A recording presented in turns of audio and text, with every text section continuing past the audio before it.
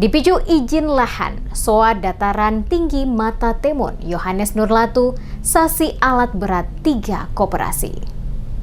Aktivitas pertambangan di kawasan Gunung Botak kembali memanas. SOA Dataran Tinggi Mata Temon Yohanes Nurlatu secara tegas melakukan sanksi adat terhadap 1 unit alat berat yang dikerjakan oleh 3 koperasi dan diduga bermitra dengan perusahaan PT Mitra Mas Maluku atau 3M. Sanksi tersebut dipasang di jalur H, Dusun Wamsait, Desa Dava, Kecamatan Wailata, Kabupaten Buru pada Senin kemarin. Tindakan ini dilakukan karena pekerjaan alat berat dinilai tidak mengantongi izin dari pemilik lahan serta belum menyelesaikan hak ulayat masyarakat adat setempat. Yohanes Nurlatu menegaskan bahwa setiap aktivitas pertambangan di wilayah adat wajib mendapatkan persetujuan resmi dari pemilik lahan sebelum beroperasi. Yang menilai koperasi yang menjalankan alat berat tersebut telah mengabaikan mekanisme adat dan prosedur yang berlaku. Ditegaskannya, jika pekerjaan tidak ada izin dari pemilik lahan dan hak ulayat belum diselesaikan, maka aktivitas tidak boleh berjalan. Ia juga memperingatkan bahwa sanksi yang telah dipasang merupakan keputusan adat yang harus dihormati semua pihak. Apabila ada pihak yang berani membuka atau melanggar sanksi tersebut, maka persoalan ini akan dibawa ke ranah hukum.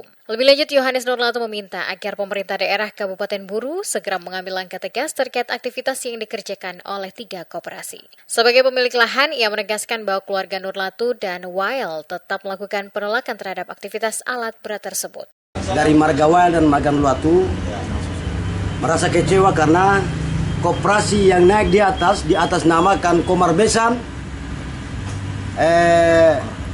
Alhambi Huku.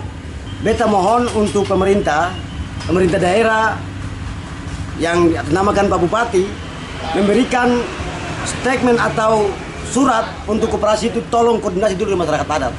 Kami dari Laksalau dan Ansalau, kami berdiri untuk saksi Eksa karena mereka naik ke Gunung Botak tidak tanpa mengetahui kotoran. Itu saja yang kita bisa sampaikan.